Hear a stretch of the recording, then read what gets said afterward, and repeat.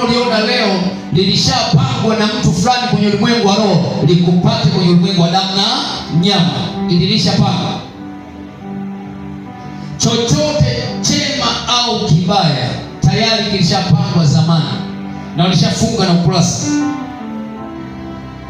Ni kazi yako wewe sasa kwa maombi, ninazuia, ninaharibu kila mabaya yaliyopangwa yanipate. Tuko pamoja? Yaliyopangwa nipate mwezi wa 6, yaliyopangwa nipate mwezi wa 7, na yaharibu na yavuruga kwa jina la Yesu. Nisikilize.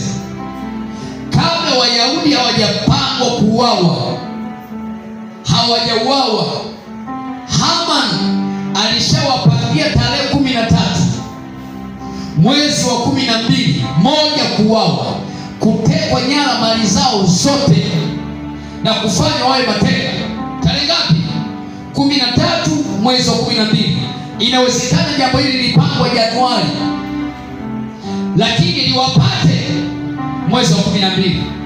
Kwa hiyo mwezi wa kwanza tunaona maisha safi, mwezi wa pili safi, wa tatu safi.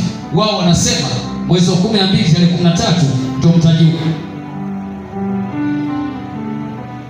Bwana sio. Bwana sio. Nzuri zaidi, hawakutaka wafanye kwa siri, wakawapelekea na barua ili mkae attention. Yaani kama jiandaa kabisa, tarehe 13 mwezi wa 12 kuna balaa linaenda kutokea. Mordekai alipopokea ile barua akampelekea Esther.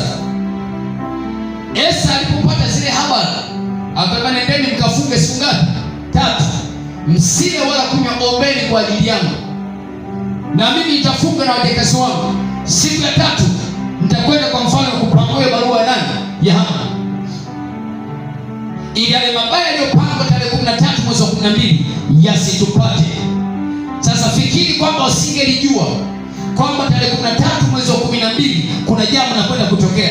Wanashangaa tarehe 13 mapanga yanaanza kulika nyumba kwa nyumba. Kumbe alishapangwa tangu Januari. Sina neno cha kusema. Unaweza kusema.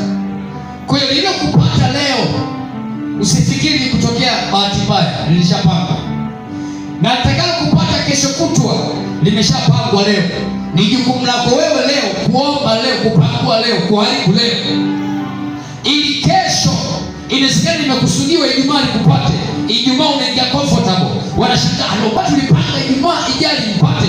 Anashangaa Ijumaa imevuka jali ya kupata. Kwa sababu wewe Jumatano ulishapanga ile ajali.